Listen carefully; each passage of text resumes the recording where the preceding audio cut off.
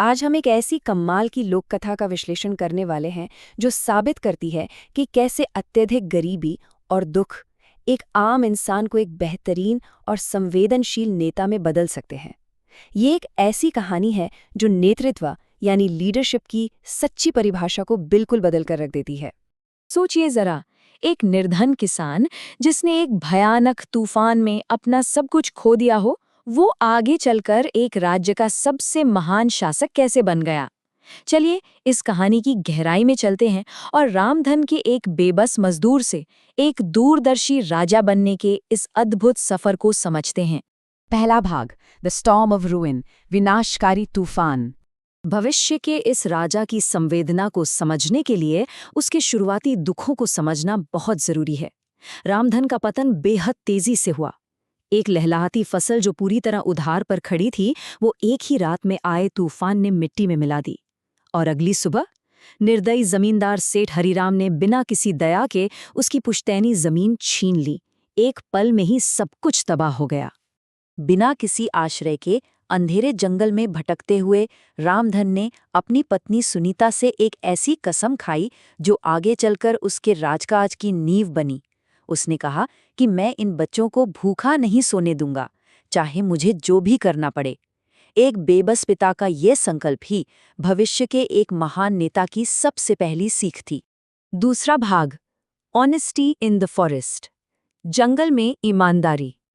अब यहाँ सबसे दिलचस्प बात यह है कि जब ये परिवार एक टूटी फूटी झोपड़ी में रहने को मजबूर होता है, तो रामधन का रवैया कैसा होता है। रामधन हर दिन जंगल में लकड़ियां काटता ताकि थोड़ा सा राशन जुटा सके। उबली सब्जियां और सूखी रोटी की इस घोर गरीबी में भी इस परिवार ने कड़वाहट को नहीं बल्कि एकता और उम्मीद को चुना। बिना किसी शिकायत के किए गए संघर्ष ने ही रामधन के चरित्र को फौलाद जैसा मजबूत बना दिया। तीसरा भाग, द गोल्डन केव्स रिवॉर्ड, सुनहरी गुफा का इनाम। जंगल की गहराइयों में भटकते हुए रामधन को एक जादुई चमकता हुआ सोने का गांव मिलता है। वहां उसे एक अनजान ज्ञानी वृद्ध राजा के सामने पेश किया जाता है। यहाँ ध्यान देने वाली बात यह है कि रामधन अपने आप को किसी हकदार की तरह नहीं बल्कि पूरी सच्चाई और स्वाभाविक ईमानदारी के साथ पेश करता है। वो बस इतना कहता है कि मैं एक गरीब किसान हूँ जो अपने बच्चों का पेट भरने के लिए लकड़ियाँ काटता है। ये बेहद अहम पल है क्योंकि वो पुराना राजा तुरंत रामधन की सच्ची महानता को पहचान लेता है। वो कहता है कि रामधन जैसे लोग ही असली राजा हैं, जो बिना शिकायत अपनों के लिए लड़ते हैं। उसने रामधन के इस निष्काम संघर्ष को सोने के सिक्कों से पुरस्कृत किया, एक ऐसा खजाना जो सिर्फ उन्हीं के लिए था जिनके मन में रत्ती भर भी स्वार्थ न हो। चौथा भाग, ह्यूमिलिटी अमिडस्ट न्यू वेल्थ, नए धन के बीच विनम्रता। इतना बड़ा खजाना मिलने के बाद आमतौर पर लोग अहंकारी हो जाते हैं, लेकिन रामधन ने जो किया वही उसकी सच्ची लीडरशिप का सबूत है। उसने पूरी समझदारी से सबसे पहले सेठ हरिराम का सारा कर्जा चुकाया, अपनी जमीन वापस ली और लकड़ी का एक छोटा सा व्यापार शुरू किया जिससे गांव वालों को रोजगार मिल सके। उसने अपने पैसे का इस्तेमाल खुद के ऐशोआराम के बजाय अपने लोगों को ऊपर उठाने में किया। ये बात हमें असली चरित्र और लालच के बीच का फर्क साफ दिखाती है। एक तरफ रामधन की ईमानदार मेहनत और समुदाय की भलाई है और दूसरी तरफ सेठ हरिराम का असीमित लालच। जब सेठ ने उस जादुई गुफा के बारे में सुना और वहां जाकर चोरी करने की कोशिश की, तो राजा के सिपाहियों ने उसे तुरंत और हमेशा के लिए कैद कर लिया। कहानी का ये हिस्सा नियत का अंजाम बखूबी दिखाता है। पांचवा भाग, द सर्वेंट किंग, एक सेवक राजा। ये सफर तब अपने आखिरी पड़ाव पर पहुंचता है जब वो पुराना राजा, जिसका अपना कोई उत्तराधिकारी नहीं था, रामधन को वापस उस सुनहरे महल में बुलाता है। वो रामधन को बताता है कि हमने तुम्हारी ईमानदारी और मेहनत को परख लिया है।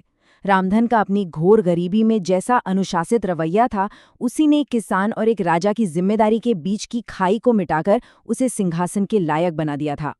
अपने सिर पर ताज को पूरी विनम्रता के साथ स्वीकार करते हुए रामधन एक सच्चा सेवक राजा बनकर उभरा। सेवक राजा यानी एक ऐसा शासक जो नेतृत्व को सत्ता का अधिकार नहीं बल्कि उस गरीबी और दुख को दूर करने का एक पवित्र कर्तव्य मानता है जिसे उसने खुद कभी सहा था। इस कहानी के एक बेहद भावुक आखिरी दृश्य में रामधन अपने छोटे बेटे को बताता है कि तुम एक सेवक के बेटे हो, हम राजा नहीं सेवक बनकर जिएंगे। ये सीख आने वाली पीढ़ियों के लिए थी। उनका नया रुताब और ताकत सिर्फ और सिर्फ आम जनता की भूख मिटाने का एक साधन था। जैसे जैसे ये विश्लेषण समाप्त होता है, एक बेहद गहरा सवाल पीछे छूट जाता है। क्या सच्चा और संवेदनशील नेतृत्व बिना कठिनाइयों को सहे कभी सीखा जा सकता है? सोचिए इस बारे में। रामधन की कहानी तो यही साबित करती है कि हमारे सबसे बुरे दौर के संघर्ष ही हमें कल का सबसे बेहतरीन और हमदर्द मार्गदर्शक बनाते हैं। इस उम्मीद के साथ कि आज की कहानी से आपको कुछ नया सोचने को मिला होगा, इस चर्चा को यहीं विराम देते हैं।